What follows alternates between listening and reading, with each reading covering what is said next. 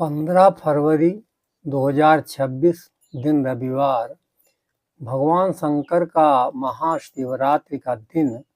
उस दिन मैं प्रतिदिन की भांति सड़क किनारे बनी अपनी चौपाल पर बैठा था। शाम के 5 बजे थे। उसी समय एक ई रिक्शा हमारे सामने आकर के रुका। उसमें 2 महिलाएं बैठी थीं, जिनको मैंने उस समय से पहले कभी नहीं देखा था।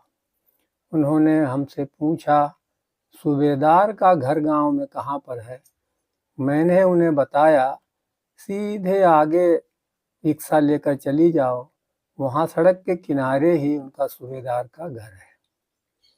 उसके बाद सुबह होने पर चर्चा चली, गांव में पता लगा कि सूबेदार की बहन, जो लगभग 65 वर्ष पहले गांव के पड़ोस में एक पुरवा था, उससे डकैतों द्वारा अपहरण कर ली गई थी, वो वापस आई है। तो पूरे गांव में इस घटना की याद आई और वो सब लोग गांव से धीरे धीरे जैसे सूचना पाते गए, वो लोग इकट्ठा होते गए। हमारे भी मन में वो पुरानी जो कहानी थी, घटना थी, वो याद आने लगी। वो 5 अगस्त 1962 का दिन था। दिन रविवार था। उस दिन भी त्योहार था नाग पंचमी का। उस दिन रात बहुत सावन का महीना था, बरसात के दिन थे, बादल छाए हुए थे, बहुत काली रात थी। उसी रात में डकैतों ने उस पुरवा में बलदेव के घर पर चढ़ाई की और वहाँ लूटने के लिए तो कुछ था नहीं। उनका, बलदेव का परिवार बिल्कुल अंग्रेजों जैसे रंग का था, बहुत सुंदर लड़के लड़की, पति पत्नी, वो पूरा परिवार था। उनके परिवार में बलदेव, उनके भाई इतवारी, उनकी पत्नी मिठनी, उनकी बड़ी बेटी चित्रा, उसके बाद में उनका लड़का शिवलाल, उसके बाद में ये लड़की थी रामश्री। इसका भी 3 महीने पहले विवाह हो चुका था। सूबेदार अभी छोटा था। पूरे गांव में, जो छोटा सा गांव था, उसमें केवल 4 मकान थे। उसमें 4 परिवार अलग अलग रहते थे। एक टीकम का परिवार था, एक खिम्मा का और एक रूपन का। उन लोगों ने इन सबको मारा पीटा, बंधक बना लिया, फायरें खूब की।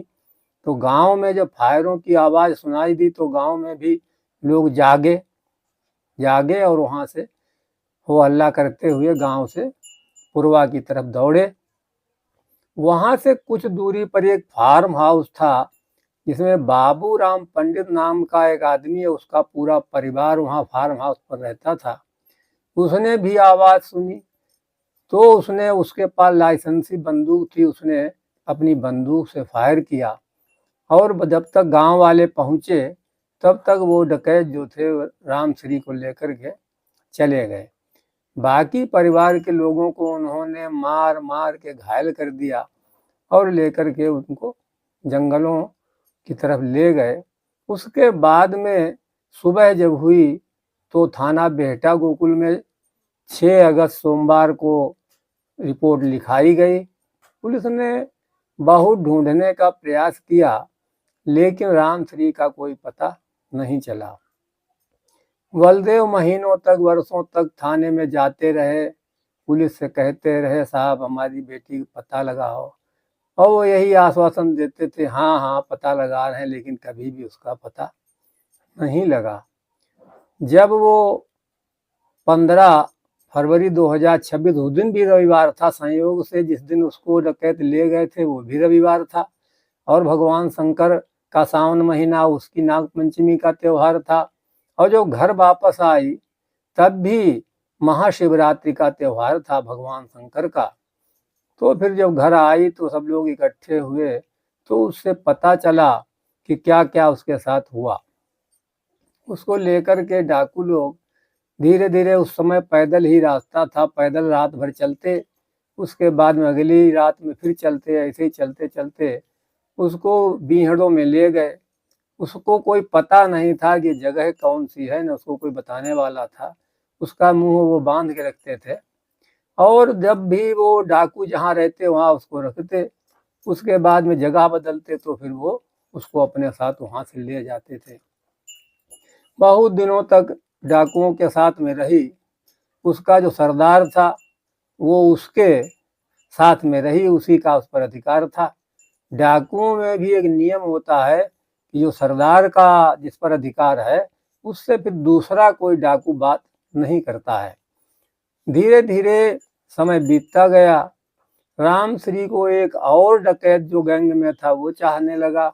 उसका मन आ गया तो उसने एक दिन सोते हुए सरदार को, डाकुओं का सरदार था, उसकी हत्या कर दी। फिर उसने दूसरे डाकू ने अपने अधिकार में ले लिया। धीरे धीरे बहुत दिनों तक उसके साथ रही, फिर उससे उसने कहीं बेच दिया। उसको पता नहीं चला कहाँ क्या, तो बांध बांध रखते थे। इस प्रकार चलते चलते वो अलीगढ़ में पहुंची। वहाँ किसी गांव में डाकुओं ने उसको बेच दिया। वहाँ जहाँ वो थी उसका पता वहाँ के कोई पहलवान थे, बड़े मशहूर थे, दबंग थे, और उनके भी बहुत से पहलवान साथी थे। तो उन्होंने उसकी सूचना पा करके वहाँ से उन्होंने अपने कब्जे में ले लिया। लेकिन कब्जा कोई धर्म के लिए नहीं किया कि वो सूचना दे देते, क्योंकि वो रामश्री तो जवान थी, 15 साल की थी, वो तो जानती थी अपने गांव का पता। लेकिन उसने कोई गांव पहुंचाने के लिए उसको नहीं अपने अधिकार में लिया, उसने उसको अपनी पत्नी बनाने के लिए अधिकार में ले लिया। वो उसी के यहाँ रहती रही। अब इस प्रकार से जो लड़कियां कोई डकैत ले जाते हैं, अपहरण हो जाती हैं, उन पर न कोई विश्वास करता है, न कोई प्रेम करता है, न उन्हें कोई छूट देता है। धीरे धीरे राम श्री के 5 लड़कियां और 3 लड़के हो गए, 8 बच्चे हो गए। राम श्री बार बार सबसे कहती रही, अपने घर का पता बताती रही, लेकिन कोई भी झमेले में पड़ना नहीं चाहता था कि क्यों बवाल में पड़े। कोई नहीं लाया। भगवान शंकर का, स्वयंभू भगवान शंकर हमारे यहाँ सकाहा पड़ोस में है, उसमें एक मंदिर है। तो राम श्री वहाँ बचपन से, पूरे गांव के बच्चे जाते हैं, वो भी अपने माता पिता के साथ जाती थी और शंकर भगवान के दर्शन करती थी। उन्हीं शंकर भगवान को राम श्री बाहर जब तक डकैतों के और बाहर रही, बराबर उनका ध्यान करती रही और भगवान शंकर से एक ही प्रार्थना करती रही, हे भगवान शंकर, एक बार हम अपने गांव को पहुंच जाएं तो पता तो लगे हमारे परिवार का क्या हुआ, डकैतों ने क्या हाल किया, कोई है कोई नहीं है, परिवार है क्या है, कुछ पता नहीं चला उसको। तो फिर भगवान शंकर की कृपा हुई। तो जो महाशिवरात्रि का दिन था 15 फरवरी को, उसी दिन उसकी लड़की के मन में प्रेरणा हुई, भगवान शंकर ने पैदा की कि जाओ अपनी माँ को वहाँ पर उनके गांव तक ले जाओ, ताकि इनकी जो अंतिम इच्छा है कि हमारे परिवार में कोई है नहीं है क्या है, पूरा जानकारी करना चाह रही है।